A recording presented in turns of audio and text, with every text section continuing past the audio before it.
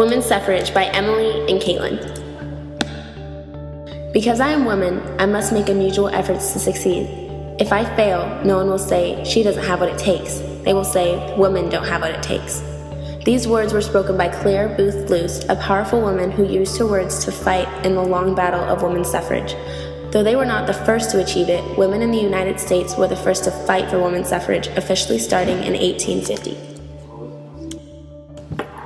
1850, the first National Women's Rights Convention takes place in Worcester, Massachusetts, attracting more than 1,000 participants. National conventions are held yearly except for 1857 through 1860. 1869, May. Susan B. Anthony and Elizabeth Cady Stanton formed the National Women's Suffrage Association. The primary goal of this organization is to achieve voting rights for women by means of congressional amendment to the Constitution. November. Lucy Stone, Henry Blackwell, and others from the American Women's Suffrage Association.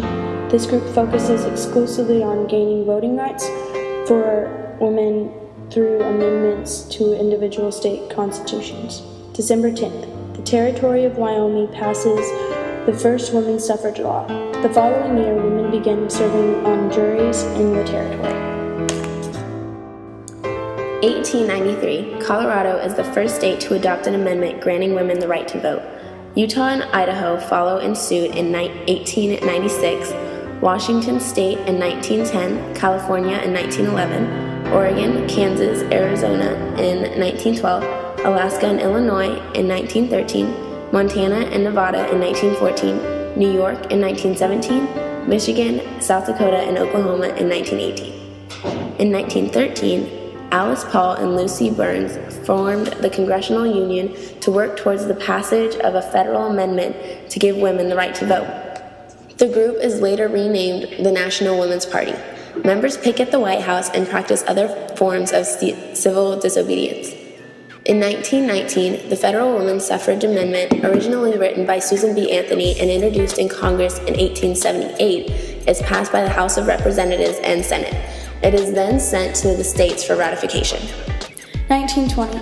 The Women's Bureau of Department of Labor is formed to collect information about women in the workforce and safeguard good working conditions for women. August 26. The 19th Amendment to the Constitution granting women the right to vote is signed into law by Secretary of State Bainbridge Colby. 1961. President John Kennedy establishes the President's Commission of Status of Women and appoints Eleanor Roosevelt as chairman. The report is issued by the Commission in 1963, documents substantial discrimination against women in the workplace and makes specific recommendations for improvement, including fair hiring practices, paid maternity leave, and affordable child care. 1963. Betty Friedan publishes her highly influential book, The Feminine Mystique, which describes the dissatisfaction felt by the middle-class American housewives with the narrow role imposed on them by society. The book becomes a bestseller and spurs the modern women's rights movement. June 10th. Congress passes the Equal Pay Act, making it illegal for employers to pay a woman less than what a man would receive for the same job. 1964. The Title VIII of the Civil Rights Act bars discrimination in employment of the basis of race and sex. At the same time, it establishes the Equal Employment Opportunity Commission, or the EEOC, to investigate complaints and impose penalties. The 1966, the National Organization for Women, NOW, is formed by a group of feminists including Betty Friedman. The largest women's rights group is in the U.S., NOW seeks to end sexual discrimination, especially in the workplace, by means of legislative lobbying, litigation, and public demonstrations. 1972, March 22nd. The Equal Rights Amendment, ERA, is passed by the Congress and sent to the states for ratification, originally drafted by Alice Paul in 1923.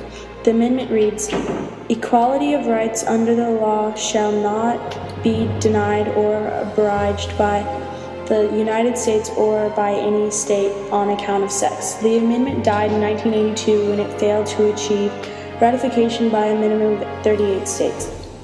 Also on March 22nd, the Eisenstadt v. Bard in Supreme Court rules that The right to privacy includes an unmarried person's right to use contraceptives. June 23rd, Title IX of the Education Amendments bans sex administration in schools.